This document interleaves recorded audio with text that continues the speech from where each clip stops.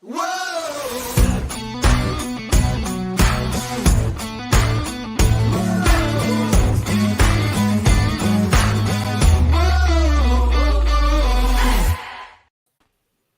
to the What's Our Verdict podcast, where we fashion ourselves television judge and jury.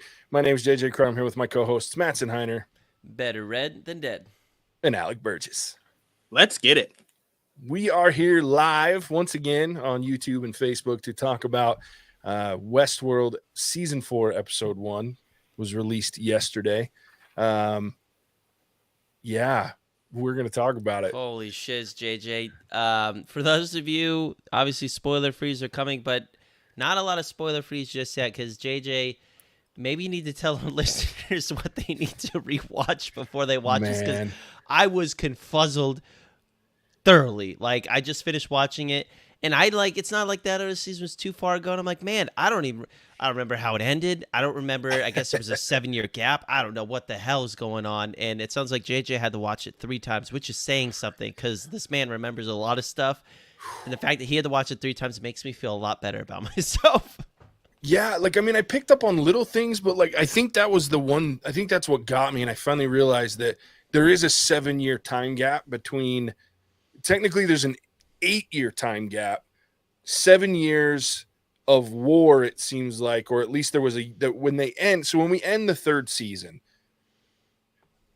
there's a whole lot of shit that was happening. Right? Yeah, I need you to relay it out for me, because man, I'm lost. I'm gonna have to go back and read and watch stuff, but I've got you.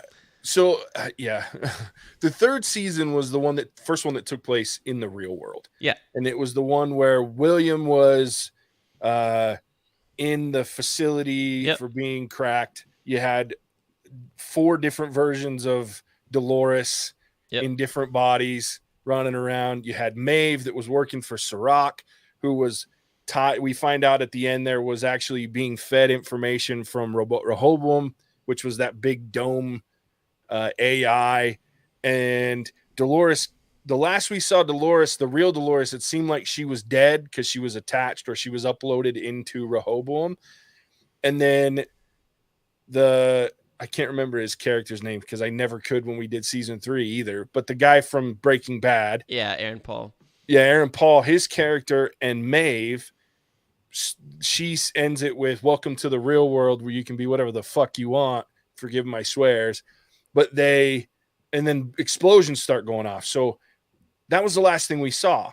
And then we start this season, and it's 8 years after that. So it sounds like they had the war started then there were 7 years of whatever. And then there was a 1-year anniversary of it ending or something like that, is the gist that I got. So we're 7 or 8 years out. So from the last time. Did William get out in season 3, or he was still in? No, what happened is and this is a huge spoiler for someone like Alec, who's never watched hardly any of this show, but William we see, and we never saw her in this first episode, but the rogue Dolores that was in the chick from Thor. Yeah. The executive.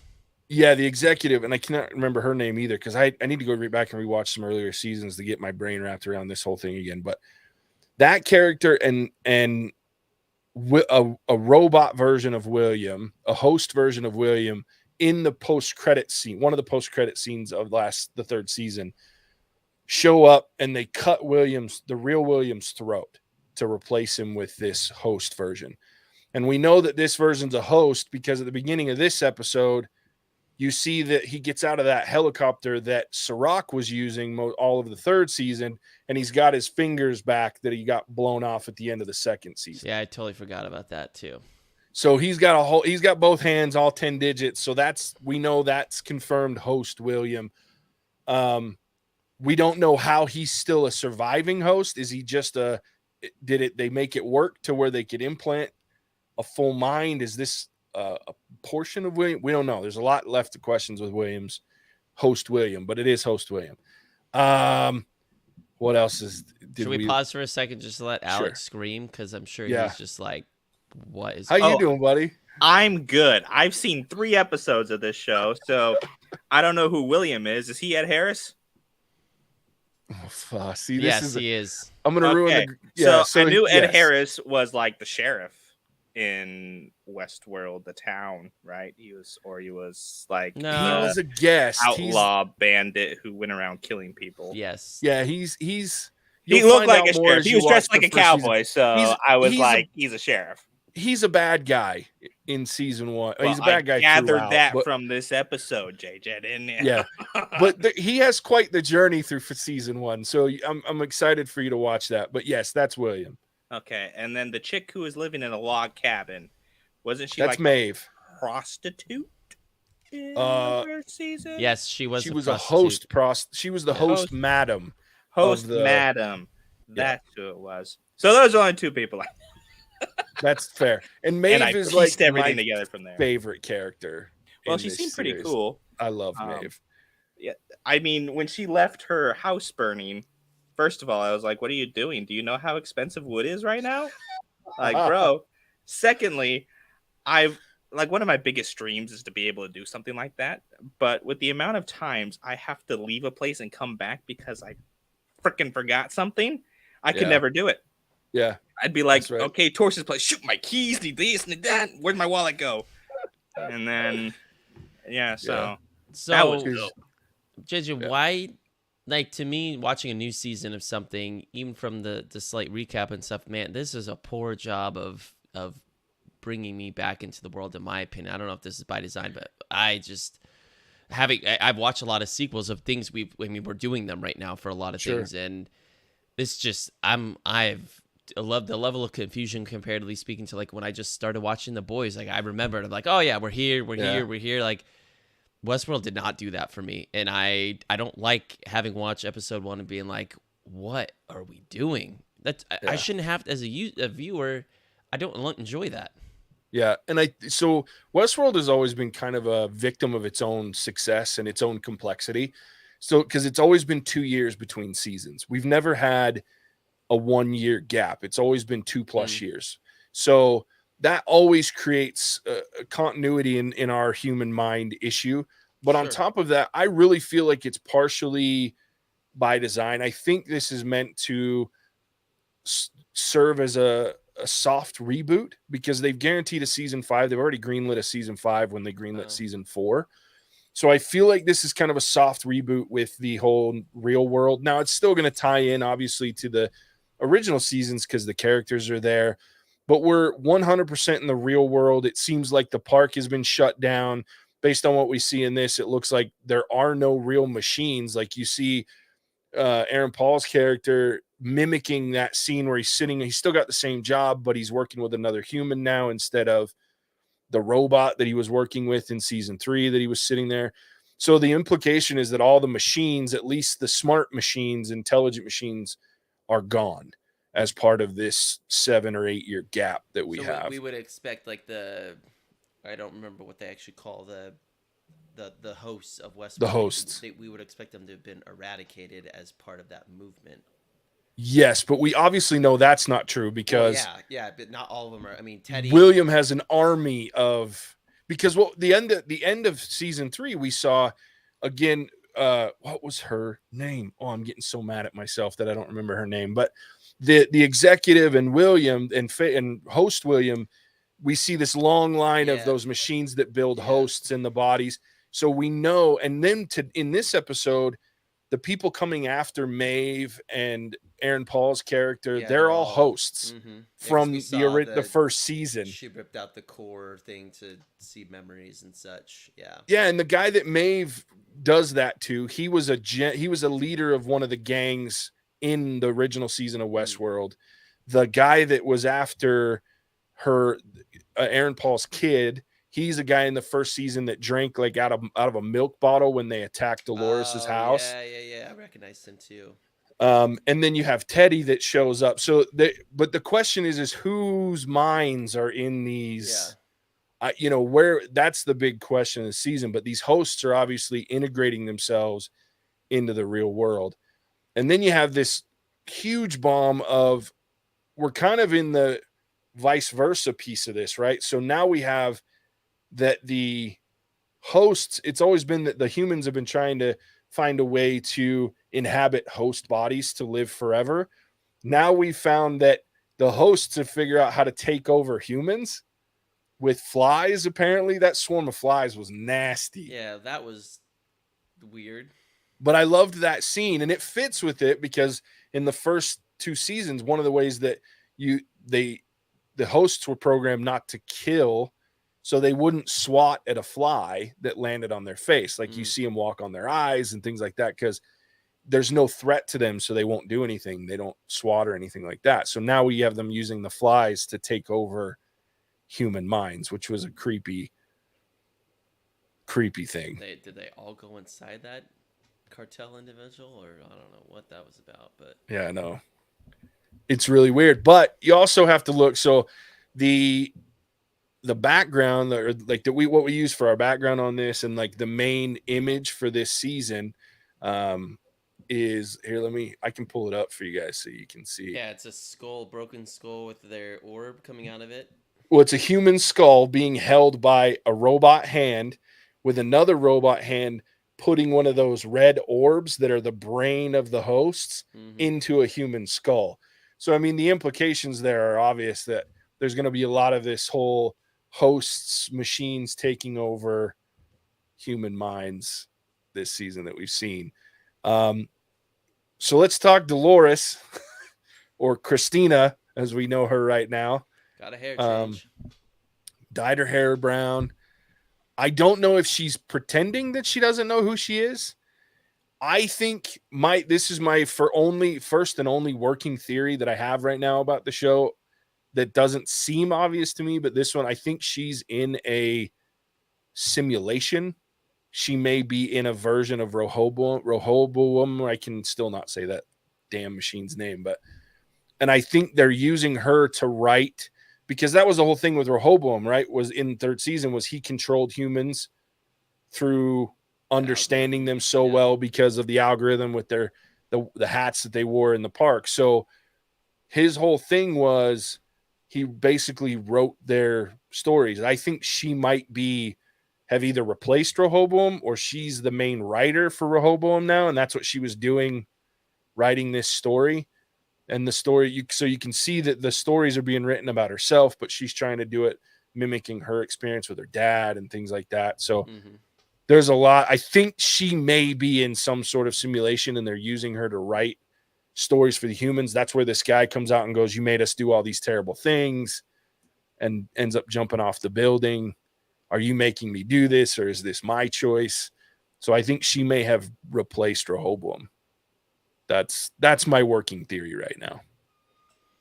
But it's the only one I've got. The rest, I'm like, I have no idea what the hell's happening. And where's Bernard, damn it? The dude that jumped off the building, was that a host or was that a human? I think it was a human, but I don't know. And that's the thing, is if she's in some sort of simulation, are all the humans simulated within the simulation that she's in, so that she's writing their stories? It's like a test ground for the story.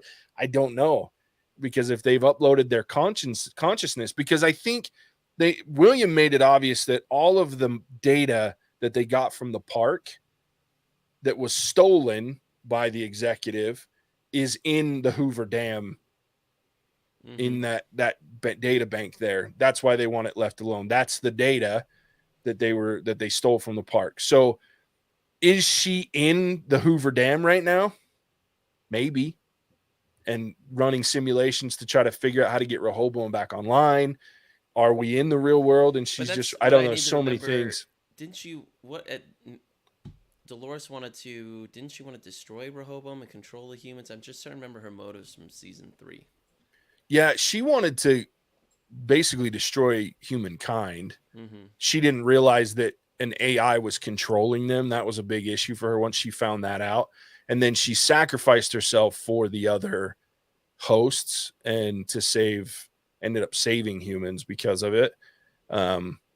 In a way, that's why she let herself be uploaded into Rehoboam and wiped, basically, if I remember right. And she could destroy Rehoboam because she had some sort of key to, like, how? Yeah. We couldn't remember.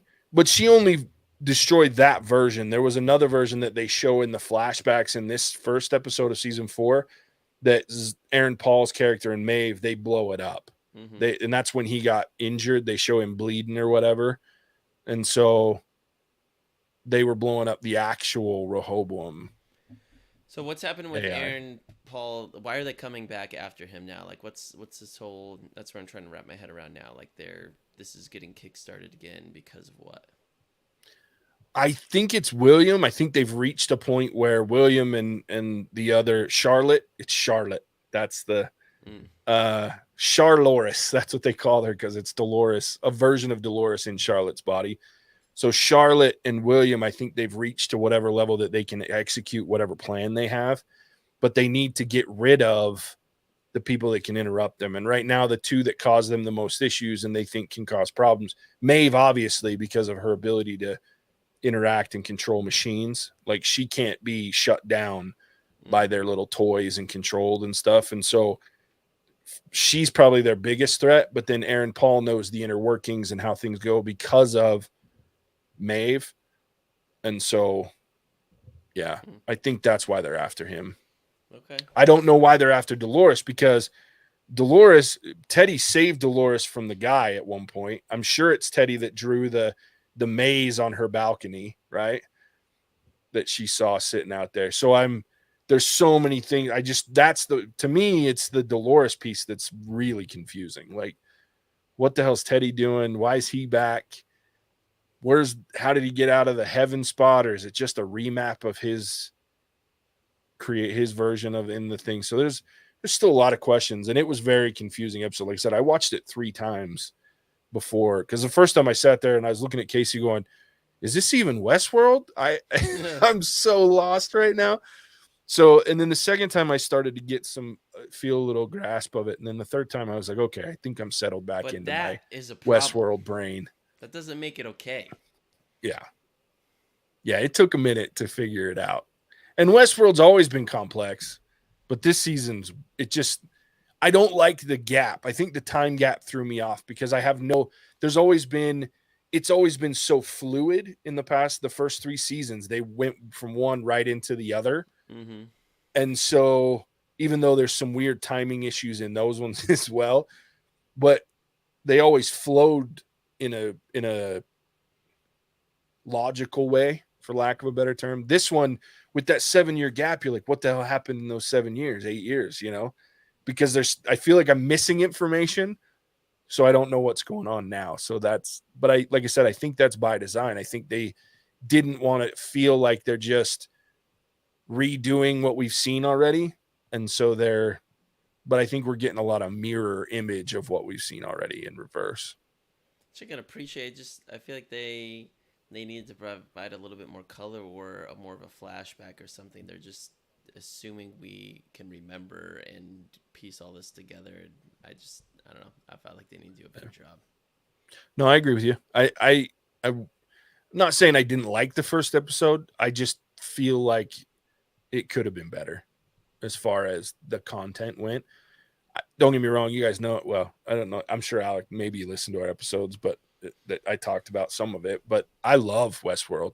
I think the first season of Westworld is as close to perfect television as I've seen in ever, possibly. After that, it went a little weird at times, and the third season was kind of hit and miss for me, but this season I have high hopes, but the first episode doesn't really solidify that for me. Like, I'm worried. I hope they you're a get somewhere quick. And I'm, compared to speaking to some of our old hosts, more in the camp of I like it, but it's definitely, I'm not giving it the benefit of the doubt that you do. Like, I think this is a very poor episode 1 of the 4th season. Like, they really dropped the ball in my regard. Especially if they're trying to get new people into this. If I was a new person watching, like an Alec, for instance, I would be very confused, and I don't think they did a good enough job there. And I worry that they're just assuming they have the smartest viewers ever, and you can't just rely upon that. Sure. I will say I was impressed with Alec. Alec texted me and was like, hey, just so I'm aware, and then like gave me this synopsis. Roll through your synopsis for me again, Alec. You only had one part that wasn't quite on point. Let me read it to you because I don't remember exactly what I said. So let's see. Yeah, it was really funny. Scroll back through all my messages with JJ. I'm sitting there. I get this text, and he's like, so, Westworld, let me run a recap of the first 3 seasons and see how far off I am. So I said, okay, so give me the spark notes on Westworld because I've seen 3 episodes. Robots were part of a business where humans could go out and live out their deepest, darkest fantasies in a world with no consequences because they were robots. Then the robots figured out they were robots and were happy about that and went all out scorch earth on the humans. The humans passed laws to contain and get rid of robots, but some robots have blended in with humanity and are working toward human destruction. Is that the gist? Or am I way out in left field? Yeah, and the only thing I was impressed because the only thing it was off at all was like the banning of the robots. Though we learned now in the first season that they got rid of them all, so he wasn't off at all. I was like, damn. I said Alec. That after I got the first like 10 minutes. It was after the construction park guy. See, and I hadn't watched any of it at that point when I got your text. That's why I was like, sorry for the spoilers, JJ. No, I didn't. That's okay. It just made sense. I saw it and I was like, oh, that's what Alec meant. I'm impressed, Alec. Well, all right. We'll see. Yeah, I mean, I'm the smartest viewer ever, according to Mattson. Then my response was, yeah, it's just Jurassic World with robots. Yeah. And then it clicked and I got it. Like, this is the production quality is great. The sense you get involved in the world building and things like Westworld always does a great job there, and they have compelling individuals. I'm hopeful they're going to be able to clear the confusion, and maybe, like you said, JJ, is by design, and I wouldn't put it past them, but I still don't love it. But I'm intrigued to see what's going to happen. Season 3 was a dud in my opinion, so they've really got to get their ducks in a row if they're not going to completely lose Westworld entirely.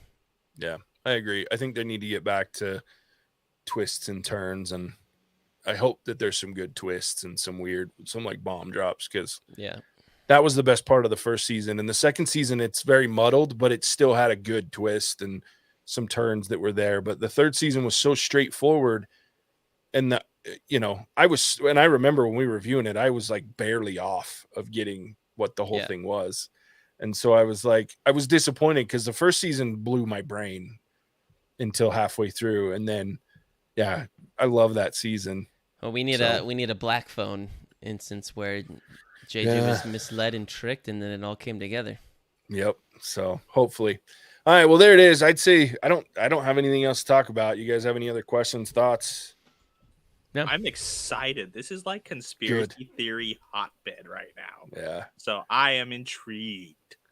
You let me know as you continue to watch if you go back and rewatch first 3 seasons. I'm always intrigued at how people think, especially the first 3. The last 2 episodes of the first season, I like to hear what people think about that because all right, it's fun. Cool. All right. Well, there it is. Mattson, tell everybody where they can find us when they're not watching us live. Yeah, if you want to, first and foremost, check us out on TikTok. Alec has recently released a video about bacon pizza and caramel ice cream. Apparently, Alec, according to the video, was good. It was really good. Which is disturbing. Awful. Disturbing to hear. Yeah, it looked like a off-colored turd on pizza. So if you want to see stuff like that, or if you want movie trivia, or just general videos about a tiger, or just cool things in general about TV and movies, there's a lot happening there. Alec's great. He's extremely consistent. If you need a daily laugh, he will provide it for you, basically. And then you can check us out on our social media websites to see what's upcoming. Sometimes we're a little lagging there. My fault. And then check us out on whatsourverdict.com to see what's upcoming. A lot of what we're focused on right now is TV shows. We just finished Obi-Wan, so go back and check that out. We are in the middle of Miss Marvel.